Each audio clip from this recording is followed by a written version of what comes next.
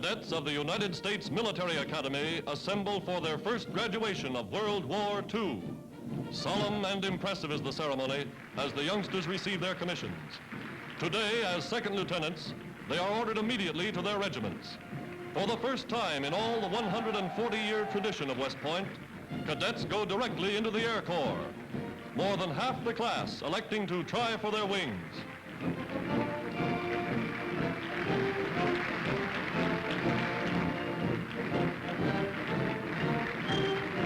Its maximum wartime strength increased, the Corps has representation from every state in the Union, from the territories, and from Central and South America.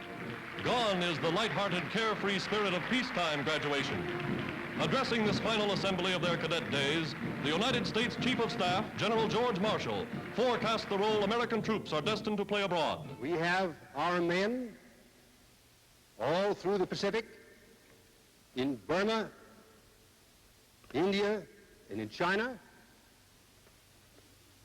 Recently, they struck at Tokyo. They have wintered in Greenland and in Iceland. They are landing in Ireland and in England, and they will land in France.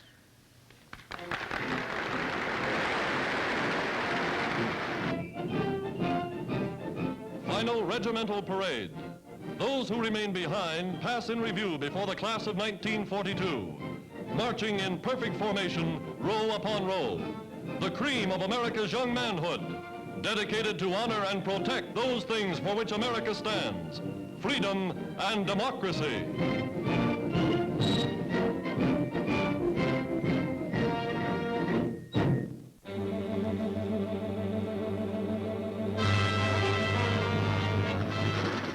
First pictures of the famous Yankee Flying Tigers in China. For many months, their bullets held open the Burma Road, beating a deadly tattoo upon the planes of Japan's Air Force. Former Army, Navy, Marine officers, transport pilots, they're the last of the world's soldiers of fortune. Today, they're a part of America's flying forces fighting the Battle of China. Volunteering before the United States entered the war, these amazing young men have astounded the world with their deeds of heroism and daring. Their leader, 50-year-old General Claire Chennault, for 5 years advisor to the Chinese Air Force. His knowledge of Japanese aerial tactics he passed along to his American volunteers. Taking off from airfields literally paved by hand, the Tigers score for their first 90 days of fighting 470 Jap planes for 15 of the volunteers.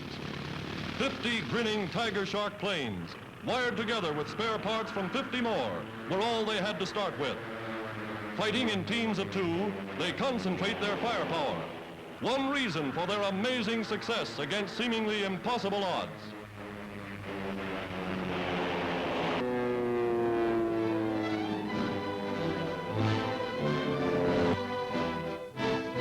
General Chennault mapping the aerial raids the Japs fear above all, American Flying Tigers.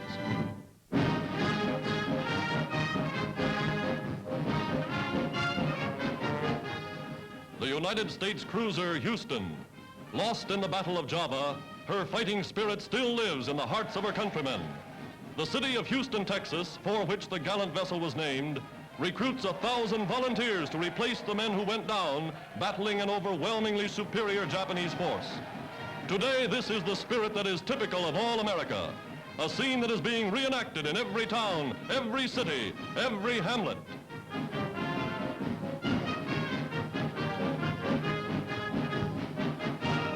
Taking the oath of allegiance, their battle cry, remember the Houston, and behind this 1,000, another 1,000, and thousands more to come. Here is America's answer.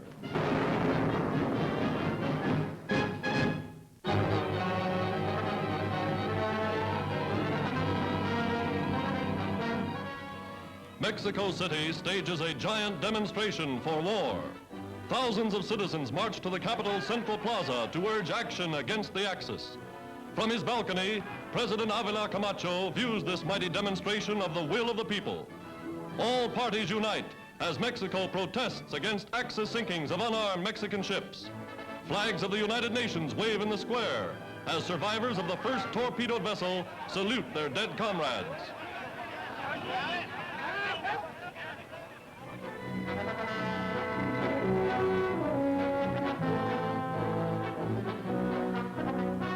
A man of action, Mexico's President Camacho takes his place on the rostrum before the Chamber of Deputies.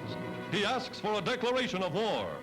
As radio carries his voice to the far corners of the Republic, the House of Deputies and the Senate vote unanimously for active participation in the conflict. Mexico, leader of Central America, new ally in the cause of the United Nations.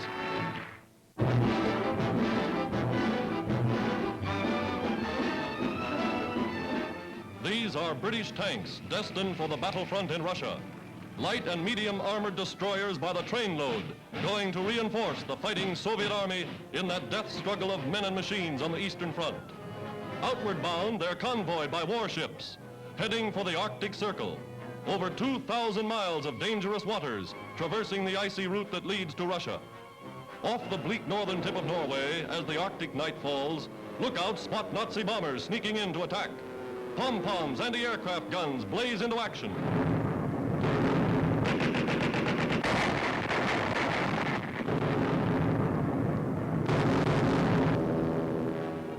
But the convoy goes through. Help for embattled Russia in a steady stream of iron ships and iron men.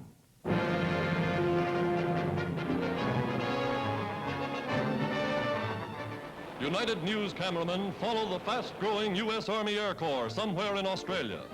Powerful flying fortresses going into action as American pilots and bombardiers take off to blast Japanese concentrations pointed at the island continent. Leading the raiding party is Brigadier General Ralph Royce, Chief of U.S. Air Operations in the South Pacific. Inside, the crew relaxes as the squadron approaches its objective.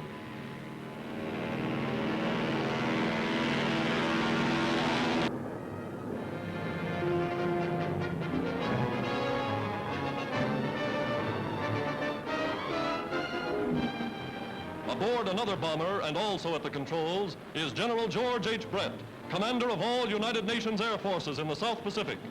Winging their way over the island stronghold, these flying generals have materially checked the Japanese schedule for invasion. Today, in their able hands, lies the strategy for Australia's aerial defense. Tomorrow, the offensive.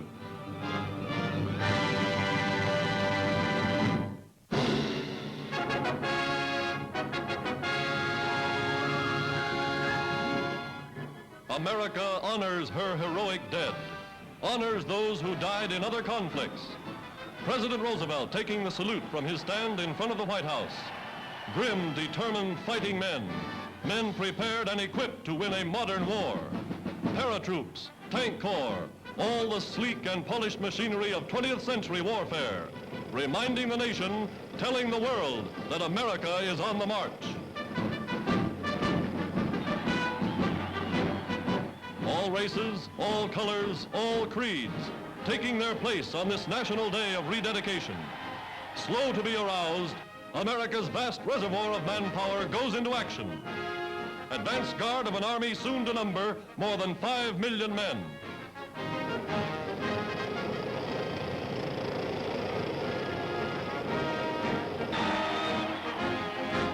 In all its 166 years of independence, the United States has never lost a war. Today, America's citizens again take up their arms, a united nation on the march that civilization may endure.